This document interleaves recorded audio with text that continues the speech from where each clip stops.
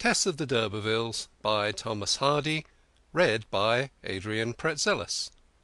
Chapter 8. Having mounted beside her, Alec d'Urberville rode rapidly along the crest of the first hill, chatting compliments to Tess as they went, the cart with her box being left far behind. Rising still, an immense landscape stretched around them on every side. Behind, the green valley of her birth; before, a grey country of which she knew nothing, except from her first brief visit to Trantridge. Thus they reached the verge of an incline down which the road stretched in a long straight descent of nearly a mile.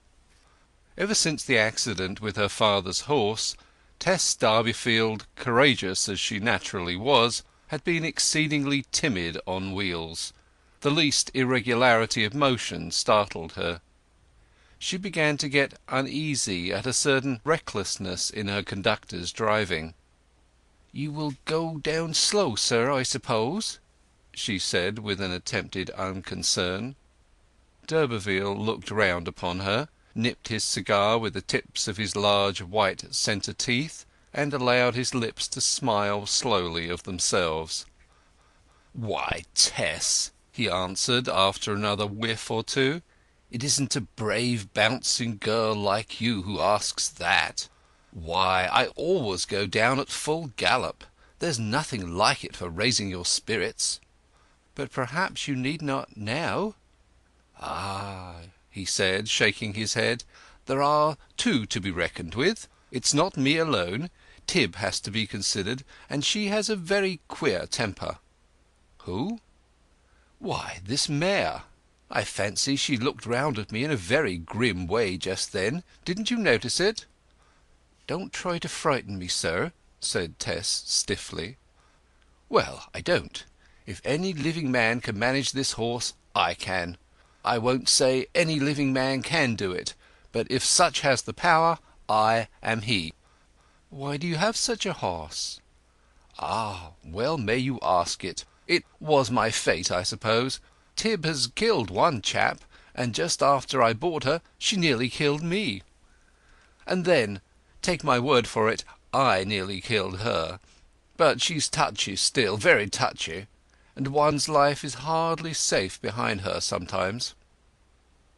They were just beginning to descend, and it was evident that the horse, whether of her own will or of his, the latter being the more likely, knew so well the reckless performance expected of her that she hardly required a hint from behind. Down, down they sped, the wheels humming like a top, the dog-cart rocking right and left, its axis acquiring a slightly oblique set in relation to the line of progress, the figure of the horse rising and falling in undulations before them. Sometimes a wheel was off the ground, it seemed, for many yards.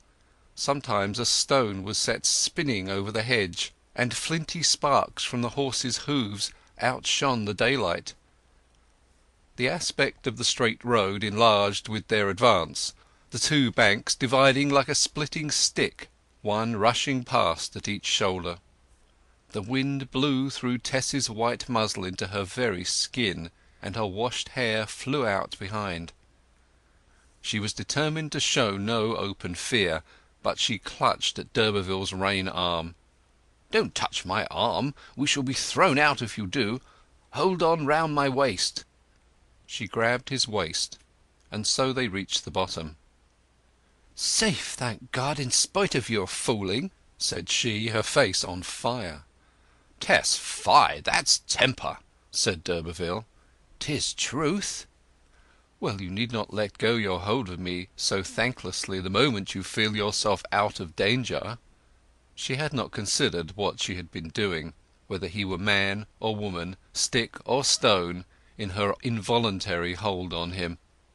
Recovering her reserve, she sat without replying, and thus they reached the summit of another declivity. "Now then, again," said d'Urberville. "No, no," said Tess. "Show more sense, do, please." "But when people find themselves on one of these highest points of the county, they must get down again," he retorted. He loosed rein, and away they went a second time. D'Urberville turned his face to her as they rocked, and said, in playful raillery, "Now then, put your arms round my waist again, as you did before, my beauty." "Never," said Tess independently, holding on as well as she could without touching him. "Let me put one little kiss on those Holmbury lips, Tess, or even on that warmed cheek, and I'll stop. On my honour I will." Tess, surprised beyond measure, slid further back still on her seat, at which he urged the horse anew, and rocked her the more. "Will nothing else do?" she cried at length in desperation, her large eyes staring at him like those of a wild animal. This dressing her up so prettily by her mother had apparently been to lamentable purpose. "Nothing, dear Tess," he replied. "Oh, I don't know very well. I don't mind," she panted miserably. He drew rein, and as they slowed he was on the point of imprinting the desired salute, when, as if hardly aware of her own modesty, she dodged aside. His arms being occupied with the reins, there was left him no power to prevent her manoeuvre. "Now, damn it, I'll break both our necks," swore her capriciously passionate companion. "So you can go from your word like that, you young witch, can you?" "Very well," said Tess. "I'll not move since you be so determined. But I thought you would be kind to me and protect me as my kinsman." "Kinsman be hanged! Now!" "But I don't want anybody to kiss me, sir," she implored, a big tear beginning to roll down her face, and the corners of her mouth trembling at her attempts not to cry. "And I wouldn't have come if I had known." He was inexorable, and she sat still, and d'Urberville gave her the kiss of mastery. No sooner had he done so than she flushed with shame, took out her handkerchief, and wiped the spot on her cheek that had been touched by his lips. His ardour was nettled at the sight, for the act on her part had been unconsciously done. "You're mighty sensitive for a cottage girl," said the young man. Tess made no reply to this remark, of which, indeed, she did not quite comprehend the drift, unheeding the snub she had administered by her instinctive rub upon her cheek. She had, in fact, undone the kiss, as far as such a thing was physically possible.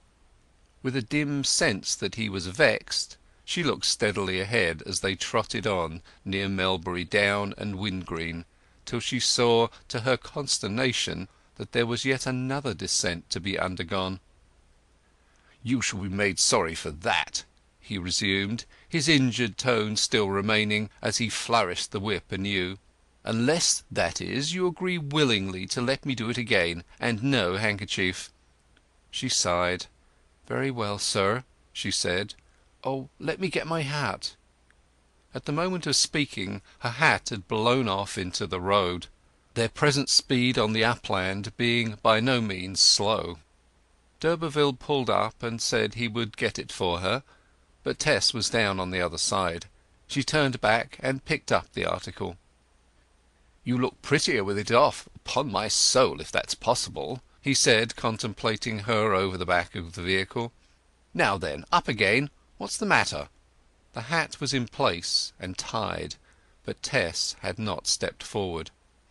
"No, sir," she said, revealing the red and ivory of her mouth as her eye lit in defiant triumph. "Not again, if I know it." "What, you won't get up beside me?" "No, I shall walk." "It's 5 or 6 miles yet to Trantridge." "I don't care if 'tis dozens. Besides, the cart is behind." "You artful hussy! Now tell me, didn't you make that hat blow off on purpose? I'll swear you did." Her strategic silence confirmed his suspicion. Then d'Urberville cursed and swore at her, and called her everything he could think of for the trick. Turning the horse suddenly, he tried to drive back upon her, and so to hem her in between the gig and the hedge, but he could not do this short of injuring her. "You ought to be ashamed of yourself for using such wicked words," cried Tess with spirit from the top of the hedge into which she had scrambled. "I don't like 'ee at all. I hate and detest you. I'll go back to mother, I will." D'Urberville's bad temper cleared up at the sight of hers, and he laughed heartily. "Well, I like you all the better," he said. "Come, let there be peace. I'll never do it any more against your will. My life upon it now." Still Tess could not be induced to remount. She did not, however, object to his keeping his gig alongside her, and in this manner, at a slow pace, they advanced towards the village of Trantridge. From time to time d'Urberville exhibited a sort of fierce distress at the sight of the tramping he had driven her to undertake by his misdemeanour. She might, in truth, have safely trusted him now, but he had forfeited her confidence for the time, and she kept on the ground, progressing thoughtfully, as if wondering whether it would be wiser to return home. Her resolve, however, had been taken, and it seemed vacillating even to childishness to abandon it now, unless for graver reasons. How could she face her parents, get back her box, and disconcert the whole scheme for the rehabilitation of her family on such sentimental grounds? A few minutes later the chimneys of the slopes appeared in view, and in a snug nook to the right the poultry farm and cottage of Tess's destination. Chapter 8